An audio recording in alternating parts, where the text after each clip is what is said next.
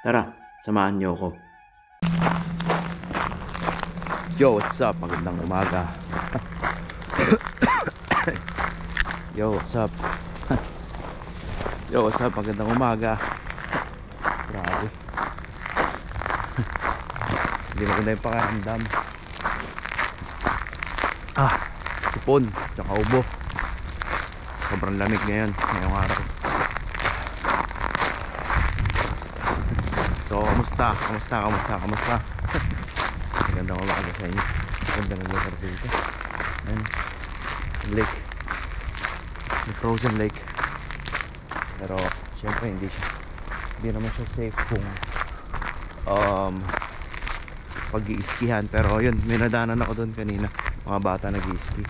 So, ginawa ko lang yung parcel ni Mrs. Medyo malayo kasi, hindi ko alam kung bakit. Pero yun, kumusta? Dami nag-comment, dami nagtanong. Siguro marami nakapanood doon sa video natin about doon sa hiring. Pero yun nga, gaya nga sabi ko doon before,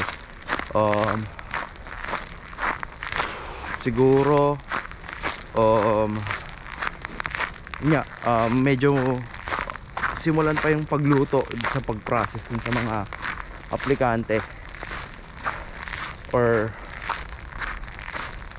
mga agency na pwede nyo applyan, parang ganon. So yun, may mga waiting pa siguro na mga ilang buwan bago magkaroon nga ng hiring. So bali ngayon pag-uusapan natin para mapag-isipan nyo rin maigi kung kakasya nga ba yung sinasabi nilang 90 to 120,000 na sweldo. Pero kasi hindi lang naman yun yung makukuha mo more or less yun, or hindi naman more or less, possible na mas malaki pa yung makuha mo na sweldo. Kasi hindi lang naman yun yung magiging trabaho mo, or hindi lang yun yung magiging oras ng trabaho mo or yung magiging sweldo mo. Bali, lingid po sa kaalaman ng iba, yung pong sweldo nyo or yung magiging salary nyo, per oras po yung bayad. At depende po sa working experience nyo, kung gano'n na kayo katagal dun sa field na tinatrabaho nyo or pinapasukan yung trabaho. Kaya iba-iba po ng rate, iba-iba po ng rate yung mga sweldo rito. So grabe, lamig. Ngayon malamig talaga, literal. Lakad-lakad lang tayo rito kasi ito ang nakakarating dito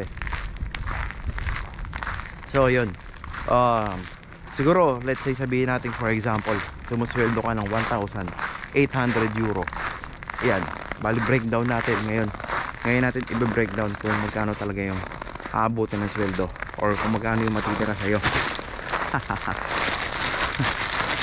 So kung sumusweldo ka ng 1,800 na malinis na euro, plus tapos solo ka lang sa bahay, if solo ka sa bahay, meron kang babayaran 500 euro or 600 euro yung bahay na babayaran mo. So mag-i-tira sa'yo 1,200 a month to, a month. Yun lang kasi yung ang pinakamahal talaga sa lahat ng expenses is yung bahay, para mapag-isipan nyo at mapaghandaan nyo, lalo dun sa mga nagbabalak na pumunta dito sa Finland or magtrabaho dito sa Finland. So let's say sabihin natin kung solo ka is magbabayad ka ng 600 a month. Swerte mo kung makukuha mo yung bahay or makakakuha ka ng bahay, makakarenta ka ng bahay na kasama na yung ilaw at tubig sa 600 na yon. So swerte mo na kasi kumbaga yun na yung monthly expenses mo sa bahay, yun na yun. So meron kang 1,200. Okay, so yun, so bali meron kang matitirang 1,200 na sweldo kasi nagbayad ka na ng bahay, plus magpapadala ka sa Pilipinas kung sumusweldo ka ng 1,800 a month. Malinis na to, wala ka ng tax, less na yung tax kasi kung tutuusan malaki na yon kung sumusweldo ka ng 1,800 na malinis na, less tax na. So meron kang 1,200 euro na natitira plus magpapadala ka sa Pilipinas. Padala mo sa Pilipinas yung 500 or 700 euro sa Pilipinas. So meron kang 500 na matitira, 5 or 700, depende syempre sa expenses, depende sa laki ng family nyo. At yun, basta depende rin sa palitan. Depende rin sa palitan kung magkano yung magkano yung magkano yung palitan, magkano yung bigayan ba. Tapos syempre, so nagpadala ka ng 700, let's say 700, so natira sa yung 500 euro, and then 500 euro diskartehan mo na kung paano mo siya igagastusin. Kaya doon na pumapasok yung diskarte natin mga Pilipino, na hanap tayo ng mga murang damit, hanap tayo ng mga libreng pagkain, hanap tayo ng mga makakuha na natin ng damit na libre. Yun ang kailangan lang natin gawin, diskarte, para may matira sa atin ng konti, may masave tayo ng konti, may maipon tayo ng konti, para at least pag kinakailangan natin meron tayong mabubunot or meron tayong dudukutin ba para sa gagastusin natin sa mga susunod na araw. May mga unexpected kasi tayong binabayaran, kasi meron pa tayong internet dito, may internet din dito na binabayaran. Kung gusto mo ng mga bagong gadget, pwede kang bumili, pwede kang kumuha, although pwede mo naman siyang utangan yung mga bagong gadget na yan. Actually madali lang umutang dito ng mga gamit. ID lang ang kailangan. ID lang, makakakuha ka na ng mga bagong gamit. Kahit mga anong klaseng gadget pa yan, makukuha mo yan. Yun nga lang, syempre hulugan at walang tubo. Yun yung isa. Ay, grabe, ganda ng panahon, ang ganda ng araw. Kaya sigurado maraming nasa labas na mga locals. So yun, para sa akin, kung sumusweldo ka ng 1,800 a month, more or less may matitira sa'yo kahit pa paano. 1,800 plus bahay mo 600. Swerte ka na kung meron kang kasama sa bahay, yung bahay nyo is worth 600, 700, nagbabayad ka ng 350, swerte ka na, napakaswerte mo kung meron kang kahati sa bahay. So ayun nga, una isa pa, tiyempuhan lang din sa bahay na makukuha nyo yung mura, or syempre kung mahal yung makukuha nyo yung bahay, mas kinakailangan mo mas maghigpit palalo ng expenses. Kaya kailangan lang talaga ng diskarte, kailangan lang talaga ng part time. Yan, doon papasok yung mga pwede mong gawin na mag part time. Kung ang visa mo or kung working visa mo isa sa restaurant ka lang, syempre hindi ka pwede mag part time sa ibang field. Kailangan mo lang mag part time is doon ka lang sa field na kung ano yung work mo, kasi baka hindi ko alam kung ano pwede mangyari, pero for sure bawal yun. Kaya ingat. Ano pa, para sa akin siguro kung 1,800 nga euro, 1,800 euro, napakalaki na nun. Tapos less tax na, malinis na yun nakukuha mo, malaki na yun para sa akin para sa akin pero kailangan mo talagang magtipid talaga na. Sobrang tending pagtitipid pa rin nun kung ganun yung sinusweldo mo. Okay, yun. Sobrang sama ng pakaramdam ko, inuubo, sinusupon, sobrang tindi. Kaya hindi ko alam ilang araw na ako nagkakasakit pero okay lang, kaya pa naman, G lang. Okay, yun, siguro swerte na lang din kasi yun, andito na yung family ko. Kahit papano yung mga benefits, may mga benefits naman ang nakukuha, lalo yung sa school ng mga bata, libre. Yung food ng mga bata, libre. Yun is sa magiging benefit mo. Kaya kailangan lang diskarte lang din talaga sa paggastos. Diskarte ng mga paghanap ng mga pagkain, or alam mo yun, yung mga pwede mong gawing alternative.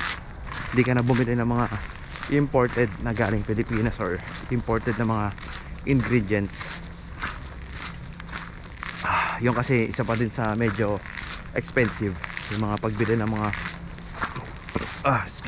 yung pagbili ng mga ganong ingredients, kagaya ng basta yung mga Filipino food, medyo syempre nagbabayad sila ng tax, nagbabayad sila ng mga transportation, kemerut, eme mga shipping nila, binabayaran nila. So medyo expensive, kaya kailangan diskarte lang din talaga pagdating sa pagkain.